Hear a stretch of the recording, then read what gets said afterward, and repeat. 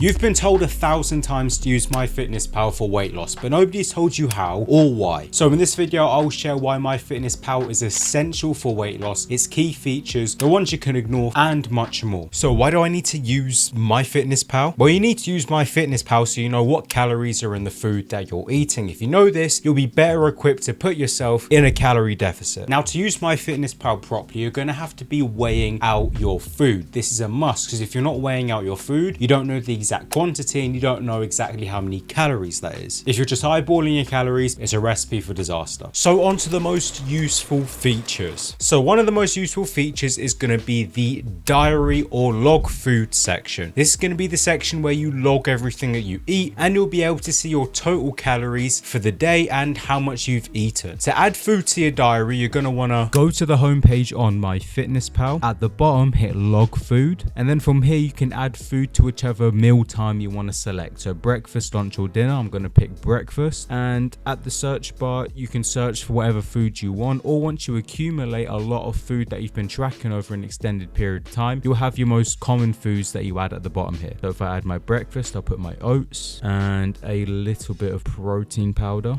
and from here, once you click onto a food, you can see all the macronutrients at the bottom, so the carbs, the fats, and the protein, and you can also adjust the serving size to match what you've actually had. So say I have 2 servings of protein powder, I put 2 here, I hit the little tick in the top right hand corner, hit the back button in the top left, and your food has been successfully logged. Now there is a quicker way of doing this, which actually uses our next most useful feature. One of the most useful features that you'll be using on MyFitnessPal is going to be the barcode scanner. This is great because it can save you a lot of time, especially if you're on the go. To use the barcode scanner, you're going to want to head to the home page, and from here you can either click the little barcode icon in the bottom right in the search for food search bar, or you can hit the log food button, hit add food, and then from this top row here, hit scan a barcode, then scan the barcode of the food that you want to add, and from here this will take you to the page where you can see all the macronutrients and you can adjust the serving size of the food that you're trying to add. Once you've done that, hit the little tick icon and the food has been added. A quick tip with the barcode scanner, just be very careful, because on slight occasions if you scan a barcode, it can actually come up with a different food, so just double check before you log it into your diary. By the way, if you are finding value in this video, don't forget to leave a like, subscribe, and do let me know how many times you've tried to lose weight down in the comments. Another useful feature is going to be the weekly report. Now this gives you a visual representation of how you did for that week with regards to your calories or whether you hit your targets or not. This is a great feature as you can go in and you can analyze where you went wrong and how you can improve for the next time. To get to the weekly report, you're going to want to click the more button in the bottom right hand corner, and then from here click my weekly report. Now from here, if you scroll down, you'll be able to see your weekly calorie goal and whether you hit it or not, and if you keep scrolling, you'll also see this represented in a graph. If you keep scrolling down, you'll see information about your macronutrients and whether you hit that goal or not, and if you keep scrolling down, you'll see information about your steps, and you'll also see your all-time stats if that is something that you are interested in. Our next useful feature is going to be the create meal section. Now this gives you the ability to make custom meals within MyFitnessPal. Now this is a great feature if you're like me, who pretty much eats the same food every single day. It's a huge time saver as you don't have to scroll through and click every single food item individually. So if you want to create a meal, you're going to want to click the log food button, and then from here click add food, and then below the search bar you're going to want to click my meals, create a meal, name your meal. So I'll put protein oats, click done, and then underneath meal items click add items to this meal. So this is where you can add your individual items. So I'll add my oats, click the add food button if you want to add more foods, and then I'll put my protein powder, and then from here, if you're done, click the save button in the top right hand corner, and then if you want to add this meal to your diary, click the little plus icon next to the food on the right hand side, and then if we go back to my diary, it should be there. Another quick tip with MyFitnessPal is to not go with the calories that it provides you with once you put in all of your information, like your height, your weight, and your activity level. At times this has led me to overeating or even sometimes undereating, so my recommendation would be to use a TDEE TEE calculator, which will be linked in the description, or you can do what I recommend, and that's take 2 to 3 weeks just tracking your regular food, no diet or anything. And then at the end of that 2 to 3 weeks, go back and take an average, and that'll be your maintenance calories. And then from that point forth, you can adjust your calories depending on your goals and depending on how you feel in your own body. So what features do I think you can ignore? Now, these are going to be features that don't add very much to your calorie tracking experience, and oftentimes can just overcomplicate things to not serve you any real benefit. Again, this is just my personal opinion. So I'd say pretty much anything on the more page, anything that doesn't affect your calorie tracking abilities within the app. For me as a beginner, this app caused a lot of unnecessary stress and overcomplication that I just did not need at the time. The things I would pay attention to in the more section are the weekly report section, the nutrition so you can see if you're hitting your protein or not, and the goals section so you can adjust the number of calories depending on where you are in your weight loss journey. Using MyFitnessPal is essential for weight loss, but if you want to know how I lost over 40 pounds on my weight loss journey and how you can do the same, I'd watch that video.